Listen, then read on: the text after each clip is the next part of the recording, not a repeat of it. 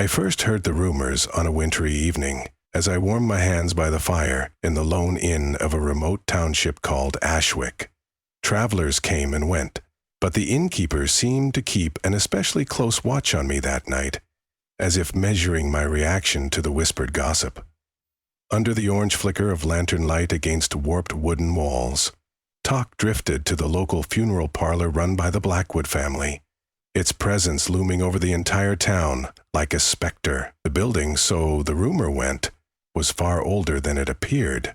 Dark spires of blackened oak protruded from its roof, taking on the shape of menacing fingers stretching toward the sky. Even its door knocker, fashioned into the visage of a grinning skull, seemed halfway between a decoration and an omen. Despite the townspeople's open curiosity about beneath-the-surface secrets, no one ventured too close. Fear, it seemed, was more potent than curiosity. Stories circulated about curious moans emanating from behind the parlor's shuttered windows at all hours. Some in Ashwick believed these sounds were the result of wind whistling through the eaves. Others swore they were the voices of the departed. Every rumor pointed to a single horrifying conclusion: the Blackwoods knew how to keep the dead awake. The tale seemed laughable at first. Preserving memories for the living was one thing, but preserving the dead themselves? Utter nonsense. But the question nestled itself into the pit of my stomach that night, refusing to fade. When curiosity blossomed into obsession, I resolved to see what mysteries the Blackwood funeral parlor contained within its walls. I arrived at dusk, a week later. A cold, stagnant fog clung to the crooked iron gate, which creaked as I pushed it open. Dry leaves rustled in the courtyard, swirling around my boots like lost spirits of the graveyard behind the property. I immediately noticed the overwhelming aura of quiet and stillness. No crows screamed overhead, no crickets chirped underfoot, just the howling breath of the autumn wind. As I approached the parlor's entrance, I found myself at once fascinated and scared in equal measure. The front door was carved in swirling patterns that resembled vines and bone-like shapes. A single plaque bore the family name, Blackwood Funeral Parlor, with no mention of welcome or hours. My hand trembled slightly as I grasped the skull-shaped knocker. The metal was cold to the touch, sending a pang of unease through my arm. It took 3 firm bouts of rapping before the door slid open. A tall, thin man with sunken cheeks and the palest blue eyes looked back at me. He wore a black suit that seemed tailored to elongate every spare inch of his gangly form. His expression was unreadable, suspended in a polite blankness that teetered on the edge of macabre. "Good evening," he intoned, voice as quiet as a whisper. "I am Vincent Blackwood." I introduced myself, explaining my intention. I was a writer of sorts, and desired to document the lesser-known histories of local families who possessed unusual trades. Vincent's face remained a theater mask of neutrality, but he edged aside to allow me entry. The foyer was just as somber as the exterior. Thick velvet curtains in the color of dried blood, candelabras casting wavering shadows against the walls, and portraits of past Blackwood generations that seemed to stare disapprovingly at me. The floors were polished wood, reflecting the ghostly outlines of the flickering candles, as though the house itself breathed. Vincent guided me down a long corridor. Time seemed to slow in that hallway filled with oil paintings of dour faces, as though I had stepped into another century. A hush enveloped the space, muting our footsteps. Doors lined either side, some slightly ajar, offering glances into dark rooms with heavy drapes, upright chairs, or caskets half hidden by cloth. On each door was a small bronze plaque, engraved with names, though the letters had partially faded. "The parlor is not usually open to visitors at this hour," Vincent said finally, halting near a heavy oak door at the end of the corridor. Perhaps he sensed my nerves, for he softened his tone. "You'll find our history interesting, if that's truly what you came seeking. My father, Solomon Blackwood, can enlighten you further. He's in the embalming room." Made me shiver, but I reminded myself that embalming was a normal function of a funeral business. Of course the father would be in there.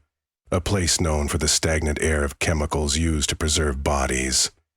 The same chemicals that might have given birth to the rumors about reanimation. I followed Vincent stealthily, aware of how each candle along the corridor flickered, as if invisible eyes watched me from the corners of the shadow. He guided me through the oak door, revealing a large chamber lit by a chandelier of black iron. The tang of formaldehyde stung my nostrils, and the chill in the air turned downright icy. At the far corner stood a stout man with thinning gray hair, painstakingly arranging vials on a steel table. His back was turned, so all I could see was the stoop of his shoulders and his precise movements. Dark wooden cabinets lined the walls, their glass doors revealing rows of jars and small instruments. Some jars contained substances that clung to their interiors in disturbing shapes, like pale organs, though I convinced myself those must be illusions of the uncertain light. When Vincent announced our presence, his father turned slowly. The man's eyes were a stark gray, matching his hair and seeming to pierce me with a glare that communicated impatience and near hostility.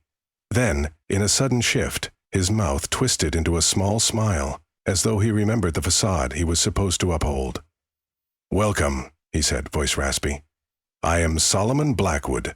Vincent tells me you wish to learn of our history." Solomon let me wander the embalming room while he talked about the Blackwood family's past. They had opened their funeral parlor some decades ago, but their forebears had shadowy roots that stretched back to medieval times. My curiosity spiked when he mentioned a certain ancestor rumored to be a sorcerer. "Ill leaps of imagination, no doubt," he said, but his face tensed again, as if the rumor was not so far-fetched. I dared to ask about the local lore, the notion that the Blackwoods preserved not just memories in these walls, but something else. Solomon's lips twitched, unmistakably affronted, yet he did not deny it outright. Instead, he cast his eyes toward a large trunk in the corner, its sides reinforced with iron braces, and changed the subject. "You should see our chapel of rest," he suggested, motioning toward a corridor leading to the back of the house. "Normally, we do not permit unannounced visitors, but exceptions can be made for the curious." My heart thudded as I crossed the threshold from the embalming room into the rear corridor. Vincent followed behind in ghostly silence, an unseen tension trailing him. Something about this part of the house smelled faintly of roses and old soil, like a funeral wreath left too long on a grave. The corridor opened into a small chapel, whose walls were painted a muted gray. Rows of wooden pews faced a raised dais, upon which stood an ornate coffin, closed. Tall candelabras flickered on either side, giving the coffin an almost ceremonial glow. A stained glass window dominated the far wall, depicting an angel with swords for wings. In the gloom, the colored glass cast fractured patterns of light across the stone floor, forming eerie shapes, reminiscent of dancing skeletons. "Not many funeral parlors have their own chapel," I remarked, trying to maintain a casual tone. Solomon, standing behind me, answered in a flat voice, "Many families prefer to hold services in a house of worship, but we've always conducted everything in-house. It affords us more privacy." That night, I was offered a room upstairs to rest. Perhaps they viewed my arrival as an extended opportunity for me to witness their supposedly ordinary practices. The bedroom they led me to was surprisingly elegant, with an ornate four-poster bed and heavy drapery. Gilded mirrors adorned the cream-colored walls, but the reflection they cast felt distorted, as though the glass itself possessed a subtle warp. I could feel something about the place, a hush, unlike any night's silence I'd ever known. It clawed at my nerves and kept me standing at the window for nearly an hour after midnight, watching the graveyard behind the house under the moon's pallid light. The gravestones jutted from the earth like jagged teeth. I thought I saw a silhouette glide among them, an elongated figure, or a trick of the moon's glow. Once it vanished, I peeled myself from the window, breathing heavily, blaming my imagination.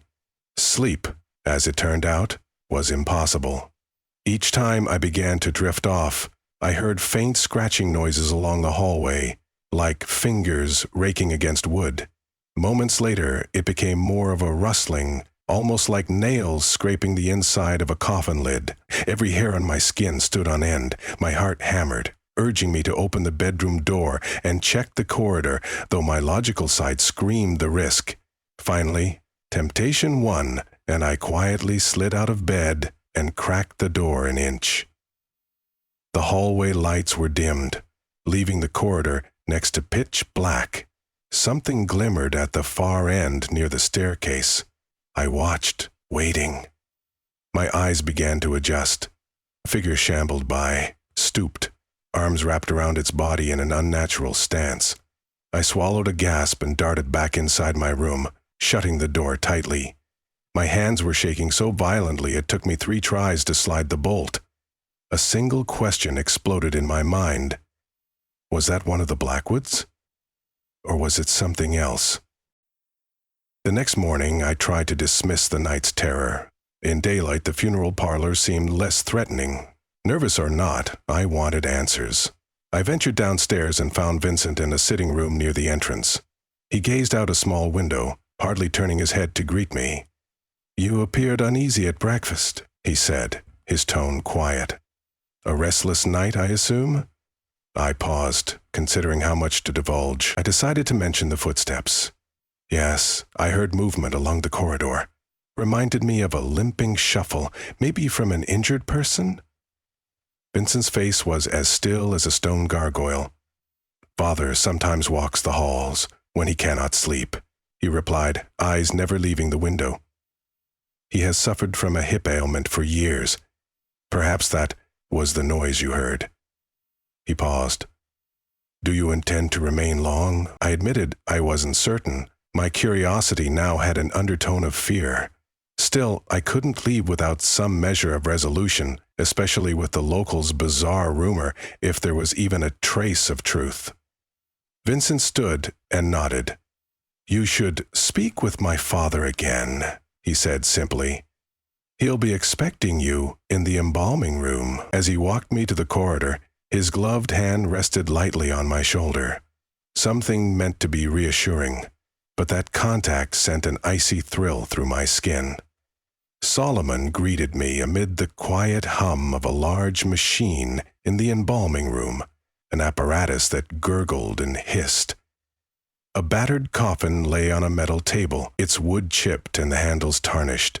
Several vials of unknown fluid rested on a shelf behind him.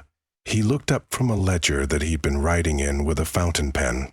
Setting the pen aside, he indicated I should sit in a chair by the wall. "Vincent tells me you have questions." His tone was neutral, but the undercurrent was stern. I began carefully.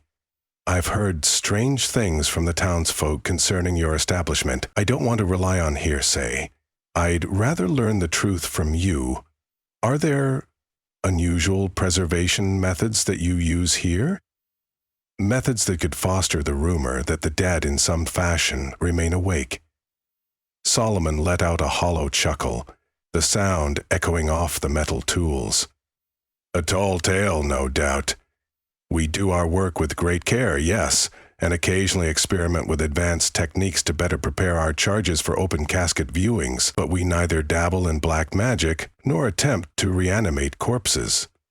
The corner of his mouth twitched with the statement, as though either part of him was lying or found the question insulting in itself. Yet I remembered the half-glimpsed figure, the coffin in the chapel, and the hushed scraping in the night. "There's an ancient rumor," I ventured, "that the Blackwoods inherited a book in arcane text detailing how to halt the natural decay of the body, something beyond standard embalming. Some in town claim it can even fix the soul inside the corpse, or trap it in a state between life and death." I braced myself for denial or laughter, but Solomon's lips pressed together so firmly they blanched. A flicker of discomfort crossed his features. "We keep no such text," he said hoarsely. He got up abruptly and dismantled the apparatus's tubes, turning his back to me. "Those rumors are vile, the product of people who fear what they don't understand." That night, I was determined to watch the house more carefully. I had mulled over leaving, but something in me demanded the truth. My plan was simple: remain awake and see what transpired after midnight. I feigned exhaustion at dinner time, retreating to my quarters early. Once behind my locked door, I propped a chair beneath the doorknob. A single candle burned on the desk, and with trembling hands I gripped a pen and my notebook, ready to jot down any unusual noises or sightings. Midnight came and went in near total silence. My eyes fought fatigue. The candle flame danced and occasionally sputtered. Around 12:30, a faint shuffle broke the hush. My heart clenched. The corridor? Carefully I blew out the candle, let my eyes adjust to the dark. Soon I heard the sound again, footsteps, slow, dragging. I peeled back the chair and inched the door open, just enough to peep through. The hallway was empty, but the footsteps persisted, drifting toward the stairs.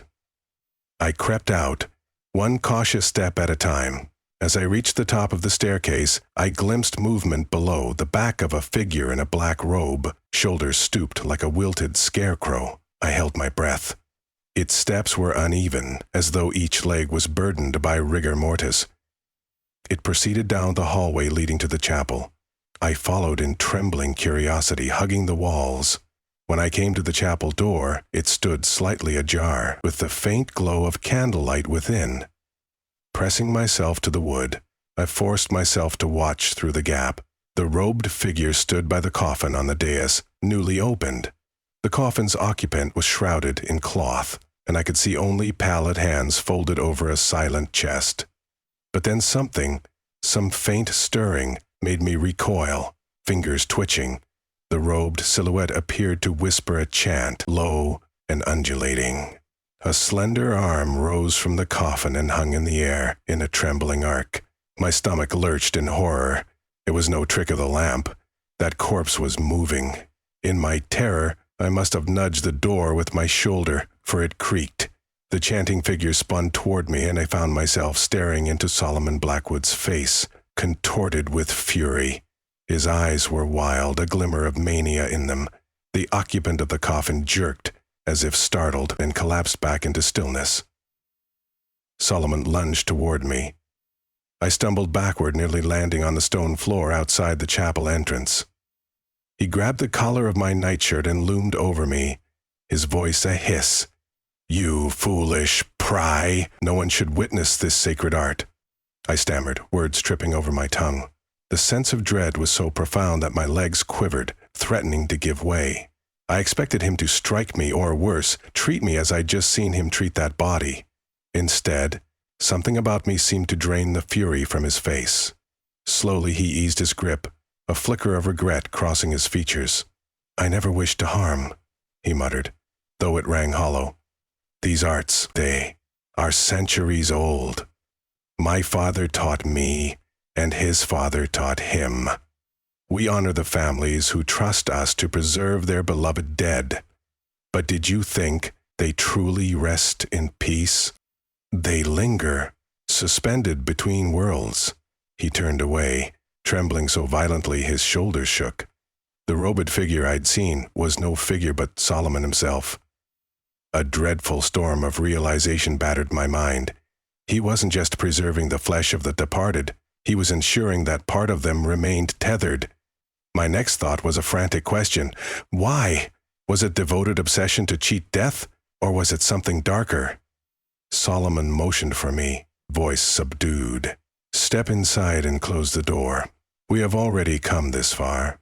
I did so, fear gripping me like a clawed hand. The occupant in the coffin remained unmoving, eyes closed, waxy features slack. Solomon reached for a small brass object on a side table, a sphere with symbols etched into its surface, and held it up. "This relic," he explained in a quiet tone, "we call the Seelencrete, the soul crow. Legend says it can usher souls back, keep them tethered to mortal frame. My ancestors seized it centuries ago. We believed it was a way to grant families a final farewell, a chance to speak with the spirits of their loved ones just once more." A trembling overcame me as I glanced at the coffin occupant's face, overshadowed by a black cloth. "But you do more than grant last farewells, don't you?" I asked, my voice shaky. "I saw you chanting. The body was moving as if alive." Solomon sounded almost grieved. "It has been refined over the years. No one else outside these walls can know. People come to us to preserve their dead. We do so politely, never revealing the deeper capability. But now, you have witnessed the truth. You must understand we never do this to harm. It is an ancient vow." "But perhaps we bear a curse." Agony flashed in his eyes.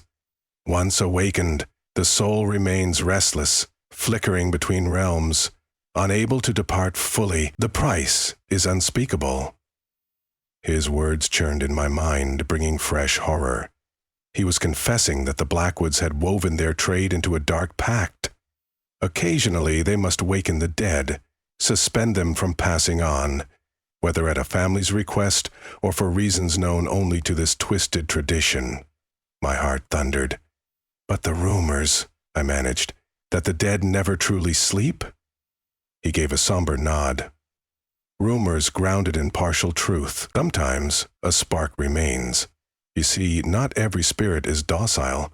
Sometimes regrets or violence in life remain, turning them into something dreadful in death. We strive to keep them still, to maintain peace. But I fear the day my skill fails me." A soft creak from behind caused both of us to freeze. In the doorway stood Vincent, his face unreadable. His gaze flickered from me to Solomon, then to the coffin. "Father," he said, voice trembling in the candlelight, "I heard a commotion." Solomon moistened his lips, stepping aside so the dais was visible. "He knows, Vincent," he said softly. "I had no choice but to show him." A swirl of emotion crossed Vincent's features. Relief, fear, perhaps something like longing. "He won't speak of it outside these walls," he said, sounding more like an instruction than a question. He looked at me, eyes imploring. "If people discover this, they'll burn this house to the ground, believing us to be monsters. But you see the heartbreak driving us. Families have parted with their loved ones too soon. This vow allowed them a stolen moment. Isn't that worth something?" My eyes flicked to the occupant on the dais. One pale hand still peeked from under the cloth. I suppressed a shiver. Was it my imagination, or did the fingertips curl slightly, as though responding to the hush of the conversation? The horror of it was inescapable. I don't want to see any more," I whispered. "I only came for the truth. I won't speak of it. Let me leave." Solomon shook his head, a pained expression crossing his face. "If you go now, the nightmares will follow you. You've glimpsed a knowledge not meant for the common ear. People will guess.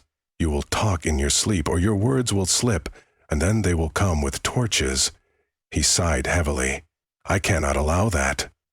Panic seized me. My stomach twisted, and I stumbled backward. Vincent blocked my path. To my shock, there was no violence in his stance, only sadness. "There could be another way," he said. "You can remain here. Learn the vow. Share the burden. Only insiders keep secrets safe. You see, Father, and I cannot sustain this alone. Our methods expand, the demands of families grow. You are mortified now, but imagine the responsibility. No more illusions. You'd know the truth that death is not final, though it might be kinder if it were." My thoughts whirled, the darkness of the chapel pressing upon me. I yearned to run, to escape the dread swirling in every corridor of that place, but faced with the father and son, and the horror in the coffin, a twisted half-life, I felt pinned in place. Solomon drew near, voice gentle. "You must choose. If you remain, we can instruct you. If you leave—" Well, he didn't need to finish the sentence. I pictured a shallow grave behind the parlor or something worse. The dead in this place might not stay dead at all. Even in my terror, curiosity warred with revulsion. The possibility that part of a loved one's essence could linger, did that not tempt every human heart that had lost family or friends? Still, I backed away, shaking my head. This is too much. It defies everything I know. But I knew I was cornered, and they knew it too. Both their sets of eyes bored into me, thick with an ancient sorrow. Silence expanded in the chapel like a living entity, heavier than the stone walls. Then, out of nowhere, the occupant in the coffin exhaled a faint sigh. My blood turned to ice. Vincent's gaze darted to the figure, and he swiftly pulled the cloth over the face. My father must send him back. The body is not yet stabilized. We should go. I retreated as Solomon began chanting anew, the relic in his hand glowing faintly. The dead man's exposed hand twitched, then relaxed, falling limply against the coffin edge. An unexpected final gesture that hammered home how grotesque this was. Before my eyes, the occupant sagged into lifelessness as if slipping from the brink of awareness. I tore my gaze away, stifling the urge to vomit. Vincent guided me out of the chapel, up the winding staircase to the second floor. My mind churned, searching for an escape plan that did not end in tragedy. We reached my bedroom, and Vincent paused at the threshold. "Stay here a while," he said, voice hushed. "Father and I must settle this matter. You'll be safe so long as you remain indoors." He turned to go, but I latched onto his sleeve, desperation making me bold. "How can you do this? Keeping souls tethered. Why not let them rest?" He lowered his eyes. "If you had the power to speak again with those you lost, would you deny yourself that chance?" "You misunderstand. We are not tormentors. We believed we were providing solace, but over the years we realized each awakened spirit leaves a crack in the natural order. We intended good, but the lines between right and wrong have been blurred by centuries of tradition." He slipped from my grasp and made his way down the hall, vanishing into the gloom.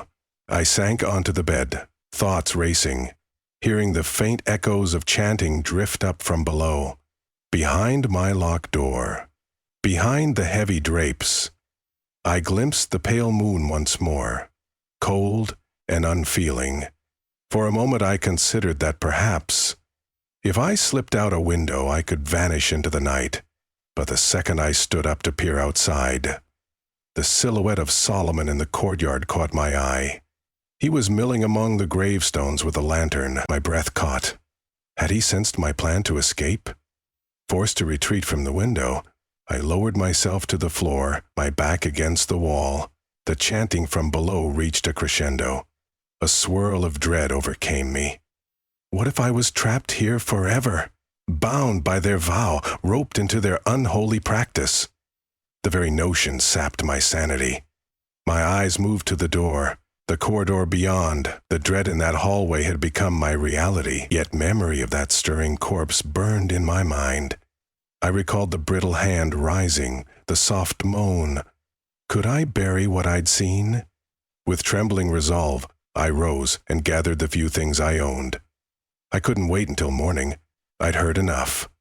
I knew that if I stayed, I might become an accomplice in an act that defies the natural boundary of life and death. And if I tried to run, they might catch me. But I'd prefer to die trying than become a warden of restless spirits. Heart hammering, I eased the door open. The corridor was deserted, though candlelight still flickered in sconces on the walls, casting erratic shadows. I crept past the embalming room. From beneath that door, I glimpsed a faint light and heard the low murmur of voices. I did not linger. I hurried along the corridor toward the front foyer. The hush was so complete I found myself holding my breath, desperate not to alert them. The front door was locked, of course, but the lock was old and the key was in it. With trembling fingers, I turned the key. The mechanism clicked too loudly, and I froze, expecting footsteps behind me any second. None came. Summoning my courage, I wrenched the door wide, letting the chill gust swirl in. Then I fled out into the courtyard. Outside, the wind tore at my hair, scattering leaves underfoot. A gaunt silhouette shifted among the tombstones, lantern in hand, Solomon. Our eyes locked across the yard. My heart seized. He began to advance, calling my name. Fear clouded my senses as I bolted for the iron gate. Though rusted, it took considerable effort to pull it open enough to slip through. Once outside, I half sprinted, half stumbled along the lonely road leading away from the property, away from Ashwick. My mind teemed with phantoms of what I had witnessed, the unnerving hush within those rooms, the embalming chamber's chemical tang, the coffin occupants' stirring limbs. Only hours later, when dawn broke on the horizon, did I stop to catch my breath by a narrow stream. My coat was torn on the brambles I had forced my way through, and my face was streaked with tears and sweat. My chest still burned from the night's flight. I scanned the road for any sign of pursuit. There was none. Safe, at least for the moment. I pressed my hand over my racing heart and stared at the shapeless swirl of the rising sun in the sky.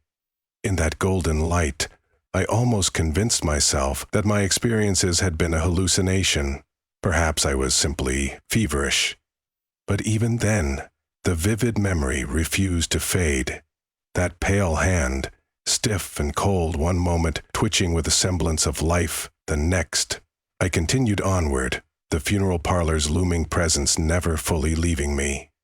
I knew the Blackwoods still went about their trade behind shuttered windows, preserving more than memories. The swirling rumors in town spoke a kind of truth, a horrifying testament to the intangible boundary between life and death, a boundary awfully fragile in their hands.